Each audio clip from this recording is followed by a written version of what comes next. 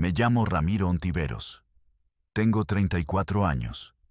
Y pasé 9 años trabajando para los Chapitos en Culiacán.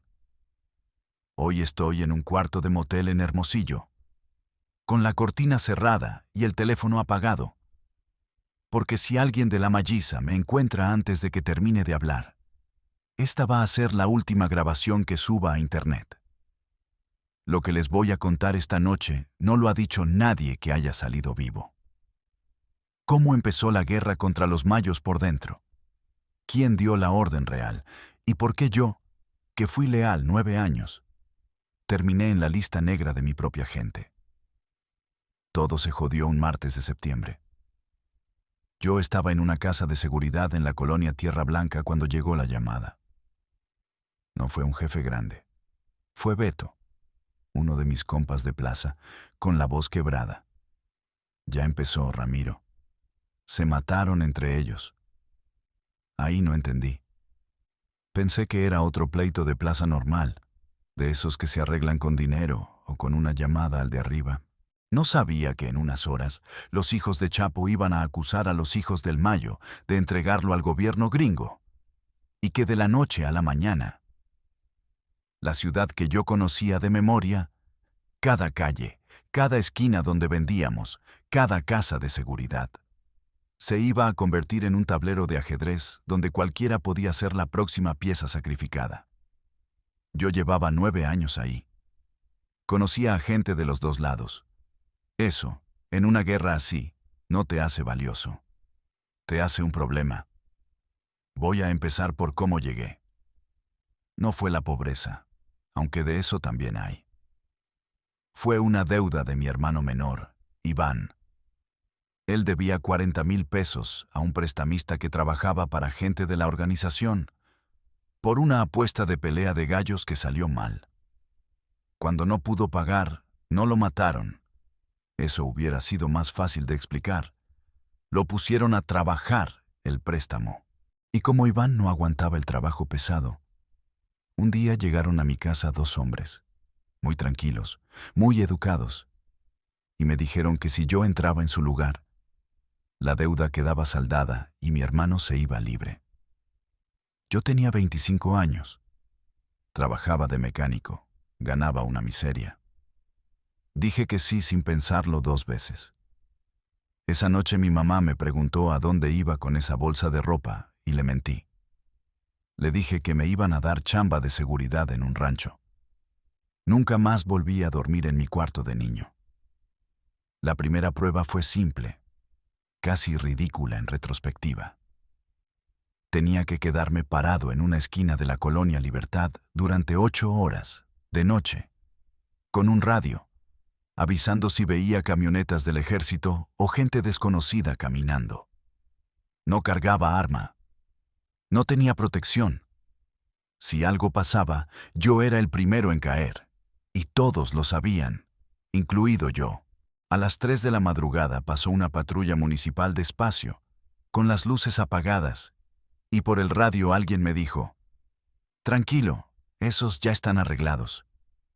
Ahí entendí la primera regla de Culiacán. No existe la ley, existe el arreglo. Esa noche gané mi primera paga, 2,000 pesos. Me sentí, por primera vez en mucho tiempo, que valía algo. El momento en que entendí en qué me había metido llegó 3 meses después. Me llevaron a una bodega en las afueras, cerca de la carretera Aymala, para aprender a trabajar mercancía. Cuando llegué, había un hombre amarrado a una silla, con la cara hinchada, y 2 sicarios fumando tranquilamente a su lado, como si fuera una tarde cualquiera. Me dijeron que ese hombre había robado un cargamento y que yo iba a ayudar a que confesara dónde estaba el resto. No me pidieron que le pegara. Me pidieron algo peor, que sostuviera la cámara del teléfono mientras lo hacían. Así aprendes a no tenerle miedo a nada, me dijo el que dirigía, un tipo que le decían el Kilo. Grabé 40 minutos. Cuando terminó, vomité detrás de la bodega, y el Kilo se rió y me dijo: «Ya eres de los nuestros, cabrón. Ya no hay para dónde hacerte para atrás». Tenía razón. Ese video, ese silencio mío mientras grababa, fue la cadena más fuerte que me pusieron. No una promesa de lealtad, una prueba de que yo también era capaz. Con el tiempo subí. No de golpe, sino como sube el agua en una cubeta con gotera. Lento, pero seguro. Empecé manejando carros locos, camionetas cargadas que servían de señuelo para distraer retenes. Y terminé encargado de una célula de 12 hombres en la colonia Las Quintas. Ahí conocí a los que después serían mis hermanos de guerra. El Peque, que tenía 19 años y ya había matado a más gente que yo en toda mi vida. La Chapa, la única mujer armada de mi célula, que manejaba las cuentas del negocio con una calculadora vieja y una pistola en la cintura. Y Fermín, el que se convirtió en mi mejor amigo dentro de esa vida. Un tipo de nabolato que hablaba de sus hijas todo el día, como si en cualquier momento se las fueran a arrebatar. Los Chapitos, Iván, Archibaldo, los Alfredillos, todos ellos, manejaban la plaza con una lógica distinta a la de Chapo Viejo. Chapo era discreto, casi invisible. Sus hijos eran ruido, camionetas blindadas último modelo, fiestas, redes sociales. A nosotros, los de abajo, eso nos convenía y nos condenaba al mismo tiempo. Convenía porque el dinero corría más rápido. Condenaba porque cada fiesta, cada camioneta, era un blanco fácil para el gobierno, para la DEA, y después para los propios mayos. La escena que más recuerdo de esos años buenos fue una noche en un rancho cerca de El Dorado. Habían llegado los Alfredillos a supervisar un cargamento grande, de esos que solo se ven una vez al año. Yo estaba en la seguridad perimetral, con un rifle que no había disparado nunca en mi vida hasta ese punto, solo por presencia. Adentro había música, mujeres, botellas de whisky de las caras. Fermín se me acercó, me pasó un cigarro y me dijo: «Ramiro, ¿tú crees que esto dura para siempre?». Le dije que no sabía. Me contestó algo que se me quedó grabado: «Esto no es un trabajo, es un préstamo de tiempo. Y el que presta, siempre cobra». No entendí bien qué quiso decir hasta meses después, cuando empezó todo el desmadre. La guerra contra los mayos no comenzó con un tiroteo. Comenzó con un silencio raro. Un jueves, en la plaza que yo cuidaba, dejamos de recibir la mercancía de siempre, la que venía de gente cercana a Rafael Caro Quintero y a los viejos ligados al Mayo. Nadie me explicó nada. Solo me dijeron: «Ya no trabajamos con esa gente». Al día siguiente, uno de los choferes que trabajaba para los del otro lado apareció muerto en su camioneta, en la colonia Chapultepec, con un mensaje escrito en cartón sobre el cuerpo. No lo leí completo porque no me dejaron acercarme. Pero el Kilo me dijo después que decía algo sobre traición al patrón viejo. Ahí fue cuando entendí que la organización se estaba partiendo por dentro y que esa fractura iba a correr como fuego por toda Culiacán. Los primeros días de la guerra fueron caóticos, no como en las películas donde todo está bien coordinado. Fue al revés. Nadie sabía en quién confiar. Gente que llevaba años trabajando junta de repente se apuntaba con armas en la misma cuadra. A mí me tocó una noche, cerca del Palmito, encontrarme cara a cara con un excompañero, un tal Nayo, que había cambiado de bando sin avisar a nadie. Los dos nos quedamos parados, con las manos cerca de la cintura, sin saber si dispararnos o hablar. Al final habló él: «Ramiro, esto no es contra ti, es contra los que mandan». Le dije que yo tampoco quería pelear, pero que si él jalaba primero, yo también lo iba a hacer. Nos separamos sin un tiro. Esa noche fue la última vez que vi a Nayo con vida. 2 semanas después, me enteré que lo habían encontrado calcinado en un carro por el sector de Tres Ríos. La cúspide de la locura llegó cuando me ordenaron participar en lo que ellos llamaban una limpieza, en una colonia que había sido territorio mixto. La orden vino de arriba, del Kilo, que ya para entonces manejaba varias células. Había que sacar a cualquier familia que tuviera parentesco, aunque fuera lejano, con gente del bando de los Mayos. No hablo de sicarios. Hablo de familias completas, señoras, niños, viejos. Me tocó ir con la Chapa y Fermín a una casa en la colonia Nuevo Culiacán, donde vivía la tía de un comandante del otro bando. Golpeamos la puerta.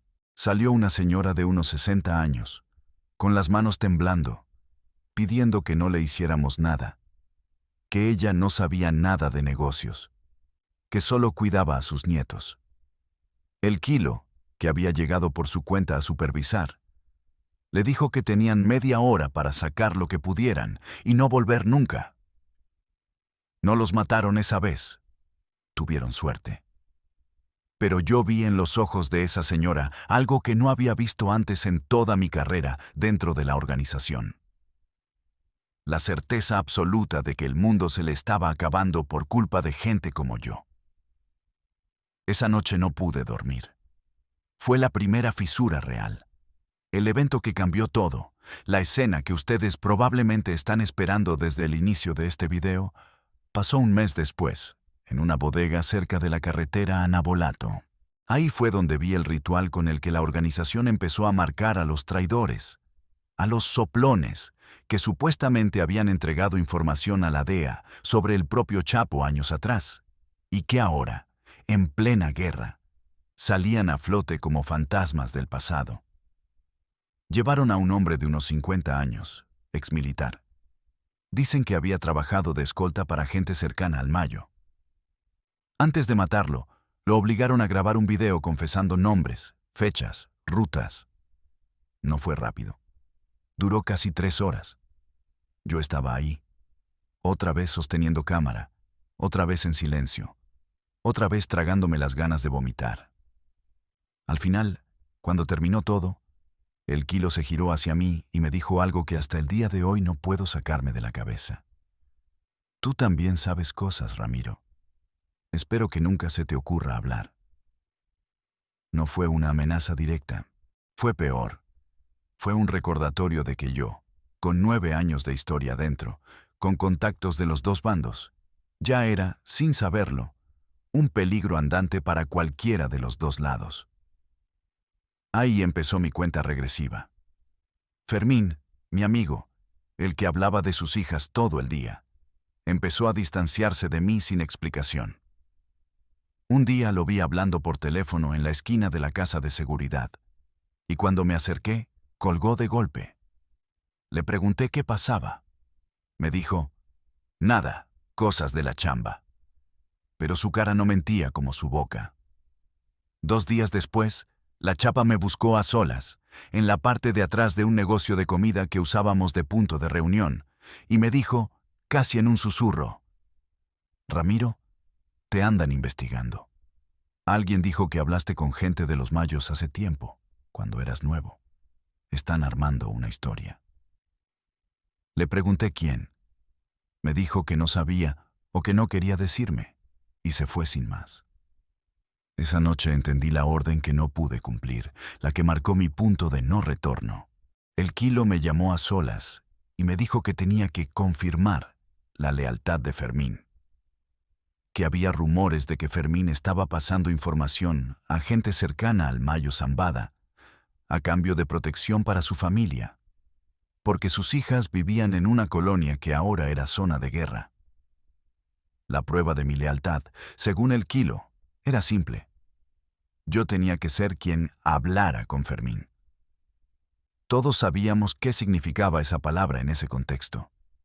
No era una conversación, era una ejecución disfrazada de charla. Le dije al Kilo que necesitaba tiempo para investigar bien antes de actuar, que no quería equivocarme con alguien que llevaba tantos años siendo leal. Me dio 2 días. Esos 2 días fueron los más largos de mi vida.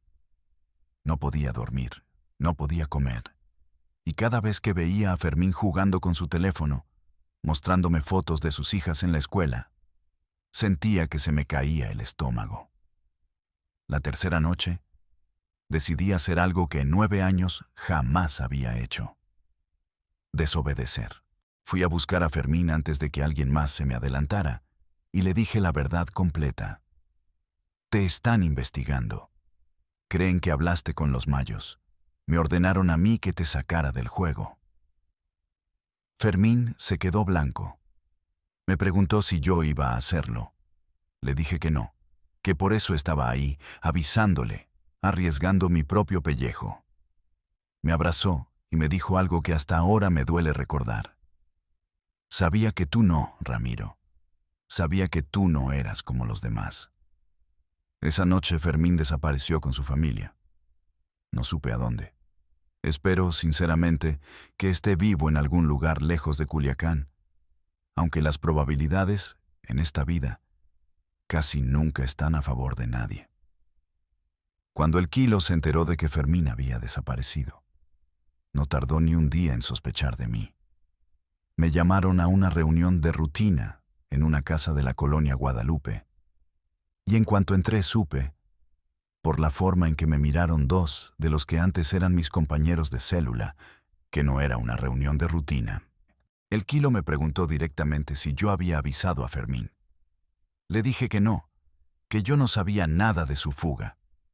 Me golpearon, no para matarme, eso lo entendí después, sino para asustarme lo suficiente como para que confesara. Aguanté. No hablé. Me dejaron tirado en el piso de esa casa toda la noche, con un hombre armado vigilándome, mientras afuera se escuchaban disparos lejanos de otra parte de la ciudad. Otra célula peleando su propia guerra. Al amanecer, me soltaron con una advertencia clara. La próxima vez que alguien de tu gente se mueva raro, tú te vas con él. Ahí supe que mi tiempo dentro de la organización estaba contado en días, no en meses. La huida no fue cinematográfica como en las películas, con persecuciones de camionetas y disparos por todas partes. Aunque hubo un momento que se acercó bastante a eso. Decidí que si iba a salir, tenía que hacerlo rápido, antes de que terminaran de armar la historia en mi contra. Le pedí ayuda a la chapa, la única persona en la que todavía confiaba un poco. Y ella, arriesgando su propio pellejo, me consiguió un carro sin placas y un contacto en Hermosillo que ayudaba a gente a desaparecer del mapa por una cantidad de dinero que casi no tenía. La noche que salí de Culiacán, manejé por la carretera federal con las luces del carro apagadas la mayor parte del trayecto, porque me habían dicho que en varios retenes improvisados de la organización estaban revisando quién salía de la ciudad sin autorización. En un punto, cerca de Guasave, vi luces de una camioneta acercándose por el retrovisor. Demasiado rápido para ser tráfico normal. Aceleré. Salí de la carretera principal por un camino de tierra que conocía de mis años trabajando ahí. Apagué el motor cerca de un canal de riego y esperé casi una hora, escondido, con el corazón atronando en los oídos, hasta que la camioneta pasó de largo sin detenerse. No sé si me estaban buscando a mí o era pura coincidencia. En esa vida, uno nunca sabe, y esa incertidumbre es la que te enferma para siempre. Llegué a Hermosillo 2 días después de salir, evitando carreteras principales, durmiendo en el carro, comiendo lo mínimo. El contacto de la chapa me consiguió papeles falsos y un lugar donde quedarme por un par de semanas, mientras decidía qué hacer con mi vida. Fue ahí, en ese cuarto pequeño, con miedo de salir a la calle, que decidí grabar esto. No hablo desde una prisión ni desde un programa de protección de testigos. Hablo desde la clandestinidad, desde el miedo constante de que alguien me reconozca en la calle, en el supermercado, en cualquier lugar.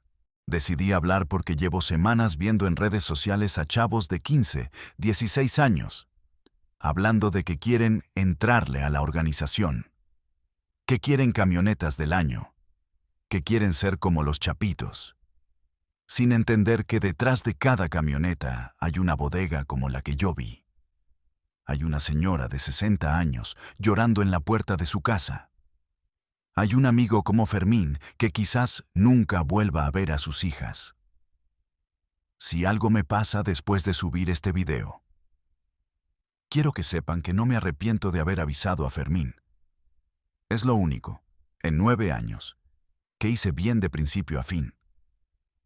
Todo lo demás, el dinero, el respeto, la sensación de poder, fue una mentira que me costó la paz para el resto de mi vida, si es que me queda mucho de vida por delante. A los que están viendo esto y piensan que el dinero fácil vale el riesgo. No hay dinero que compre de vuelta las noches sin dormir, la cara de esa señora en la puerta de su casa, el sonido de un hombre confesando por 3 horas antes de morir. La organización no cuida a nadie de verdad. Te usa hasta que dejas de ser útil y después te convierte en advertencia para los demás. Yo fui leal 9 años y al final, mi lealtad no significó nada frente a un rumor sin pruebas. Esta es la última vez que hablo de esto en público. Después de hoy, voy a intentar desaparecer de verdad, en un lugar donde nadie me conozca, donde pueda empezar algo parecido a una vida normal, si es que eso todavía es posible para alguien como yo. Gracias por escuchar hasta el final. Y si conocen a alguien que esté pensando en entrarle a esta vida, muéstrenle este video antes de que sea demasiado tarde para él también.